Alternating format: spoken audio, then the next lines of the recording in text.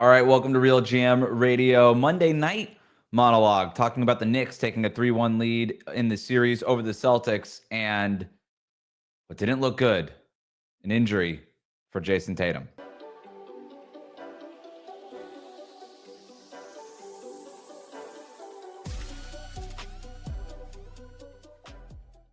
All right, welcome to RealGM Radio. I'm Wes Goldberg, recording this Monday night after the Knicks win over the Celtics. The Knicks go up 3-1 in the series over the Celtics, full control of this series, and things don't look good for Boston for a lot of reasons. Yes, they're down 3-1 to the Knicks in the second round, but the biggest takeaway from this game is Jayson Tatum's injury. A little bit more than 3 minutes left in the game. Jaylen Brown loses the handle against the Knicks coming out of a timeout. Jayson Tatum lunges toward the ball, immediately hits the ground, grabs at his calf ankle area, and then he is just down on the floor in agony, seemingly just literally spinning, calls a timeout from the floor as soon as he gets a chance and spinning around on the court. Celtics trainer comes out. He starts whispering in the trainer's ear. He's banging the floor with his hand. He's banging the floor with his forehead, and you could just feel the agony coming off of him in that moment. And that reaction only leads you to one conclusion: non-contact injury, where he grabbed, the agony that he was feeling. You got to think it's the Achilles. And I'm recording this right after tip, so we don't have any reports. We should find out relatively soon. They might even tweet something out while I'm talking here, because with the Achilles, sometimes you could tell right away what it's going to be. So I'm sure he'll undergo an MRI here pretty soon. But if this is what it looks like, then the Celtics have a lot more to worry about than being down 3-1 to the Knicks and even a playoff elimination. The Celtics completely unraveled after that. They were only down 7 with 3 minutes left when Jayson Tatum went down. They unravel completely after that. They can't get into their offense. There was even 50 seconds left, and they're not sure if they should foul the Knicks or not. There was still sort of a chance that they can get back into the game. They're barely playing any defense. Offensively, everything just kind of melts, and they can't figure anything out. Understandable, I guess. They just watched their star player go down. Tatum was having a heck of a game. 42 points on 16 of 28 shooting, so 57% shooting, 8 rebounds, 4 assists, 4 steals, 2 blocks. He was sensational for most of this game. End of the third quarter, he started chucking some threes, as did the rest of the Celtics, and that's what allowed the Knicks to get back into this game. So the Knicks deserve to win this game. They were up 7 when Tatum went down, and they were playing better when Tatum went down. The Knicks also deserve to be up 3-1 in this series. The Celtics also deserve to be down 3-1 in this series based on how they've played. The three-point shooting is out of whack. They took 48 attempts in this game, shot 37.5%, so it wasn't a bad percentage, slightly better than what the Knicks shot on 34 three-point attempts, but it's the constant relying on it, not getting into your offense, and putting up bad three-point attempts late in these games, at the end of the third quarter, in the fourth quarter, in crunch time, over and over again. It just feels like their offense devolves. So as much as you want to say that the Tatum injury affected the psyche of the team, which clearly I think it did, and as much as credit as you want to give to the Knicks, which you have to give a ton of credit to the Knicks, Jalen Brunson was sensational in this one, 39 points, 23 for Towns, 23 for Bridges, 20 for OG. The Knicks have outplayed the Celtics, but the Celtics are the better team on paper. They're the defending champs. They should have won this series, and I think they should have won it, maybe not easily, but it definitely shouldn't have been 3-1, and it shouldn't have been close in the first place, I don't think. But I thought the Celtics, even going down 3-1, they were going to have a ton to evaluate. They have even more to evaluate now if what this looks like with Jayson Tatum is the worst-case scenario, because we know what the Achilles injury could be. That is a year-long process of coming back. And this is devastating. It's a complete bummer. Try not to get in my head of myself here, but this is what it looks like, man. And I hope that this entire little monologue here ends up being completely pointless and that it was a scare and ultimately Tatum's okay, because you hate to see a guy like that go down at 26 years old. he should be able to bounce back and still be his best self. We saw Kevin Durant do it at a more advanced age. Tatum is a physical specimen. There's a reason why he was a top pick in the first place. He should be able to bounce back. Nobody ever questions his work ethic or how hard he works at this stuff, but it's still a bummer. And if it is a year-long process to bounce back, then that means this Celtics team could be wasting a season. And this season is probably over, right? You're down 3-1 to the Knicks. And if you don't have Jayson Tatum, I don't see how you come back in this series down 3-1. Not to say that they can't do it, probably not going to happen. So you've got the immediate term of, okay, we're down 3-1. What happens next? What's going on with Jayson Tatum's ankle and leg, and what's this injury? And then you have the next thing, which is, all right, what does this mean for our future, and what's next, and what does it mean for an offseason that looks like it's coming a lot sooner than we expected? So you go immediately to next season. What's happening? Boston is $20 million over the second apron, more than $30 million over the first apron. And that's going to come along with over a $200 million tax bill. They're not going to pay that. We knew that all along. We kind of felt like this was going to be their last opportunity with this group, with this exact group, right? With the Tatum and Brown, White, Holiday, Porzingis, Horford, those guys. This was probably going to be their last rodeo, no matter what. No matter what happened with Jayson Tatum. They just weren't going to be able to afford that guy. So they are $20 million over the second apron next year with 12 guys under contract. The difference now is if Tatum has to miss a year and you have to take a gap year, you can't pay the luxury tax during a gap year because you also have to consider the repeater tax part of this. Now, if you're the repeater tax 4 out of 4, you basically want this opportunity to be, let's reset the clock on the repeater tax. We've got to get out of luxury tax and reset the clock on that. So that means not only does Boston have to shed $20 million, you're going to have to shed more than $30 million. You're probably going to have to shed closer to $50 million because you're still going to have to fill out your entire roster. With who, after you have 12 guys under contract now, let's say you shed 2 big contracts, you have 10 guys under contract, you still have to sign 4 more guys. So we're talking about $45, $50 million that you're going to have to clear before the start of next season. How are they going to do that? Well, the obvious name is Kristaps Porzingis. Porzingis is making $30.7 million next year. Has not been the same player, the illness, the injuries, all this stuff. He's the biggest luxury on the team, I guess, at this point, although Celtics fans would say he's also our most important player, but not when he's playing like this. So that's the obvious one. Not going to be easy to trade Kristaps Porzingis. He was sensational for the Celtics in the NBA Finals. Home run acquisition, no matter how you slice it. He helped you win a championship, was one of the most important players in that finals series against Dallas, rather. But when you're talking about the high-priced guys, you're not trading Tatum. Still not trading Jaylen Brown. And if you are trading Jaylen Brown, it's for somebody that's as expensive, if not more expensive. So when we're talking about just the salary cap part of all of this, doesn't really matter.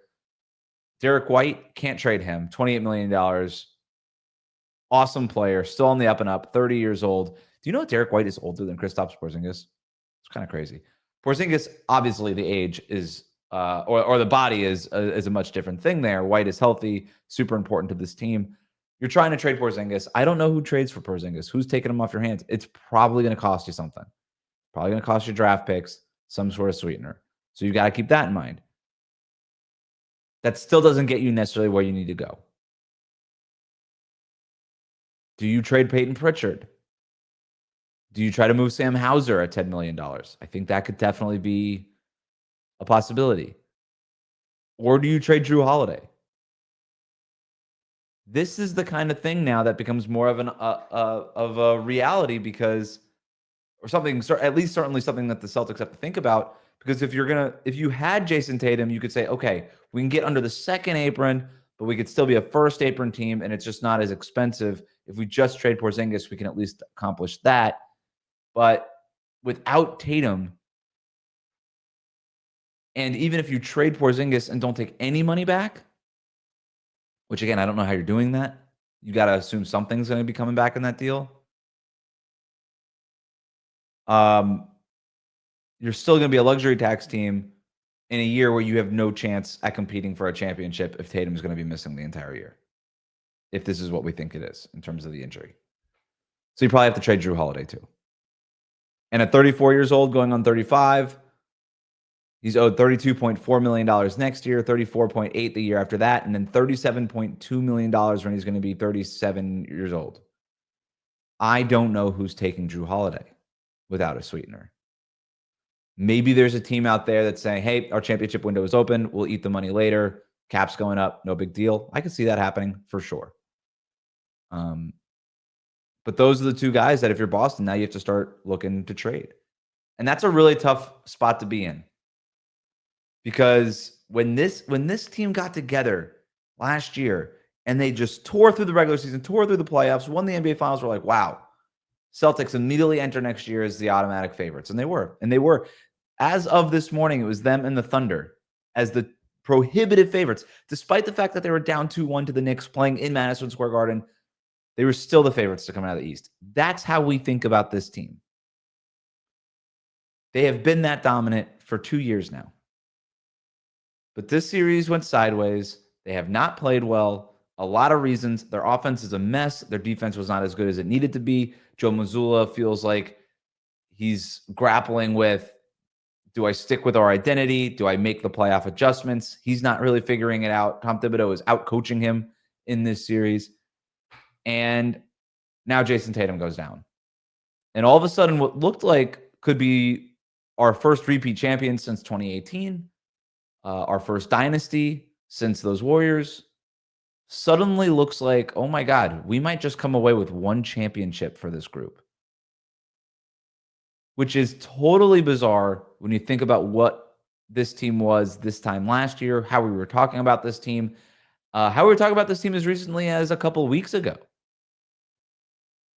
And how we were thinking about this team. And again, even if you lost just Porzingis this summer, no reason to think that Boston couldn't come back with a healthy Tatum, healthy Brown, healthy Derek White, healthy Jrue Holiday.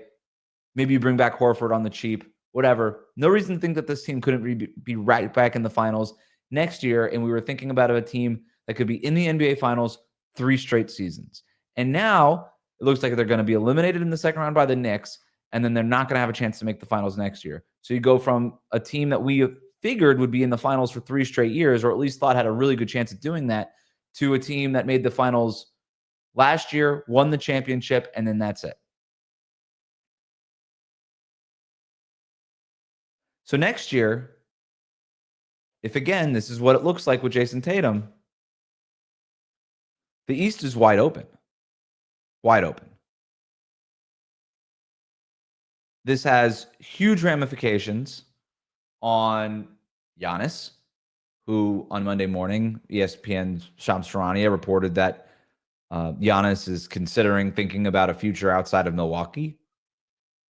If you're a team that was, for whatever reason, on the fence about trading for Giannis, then in the Eastern Conference, now you say, well, now the window's open.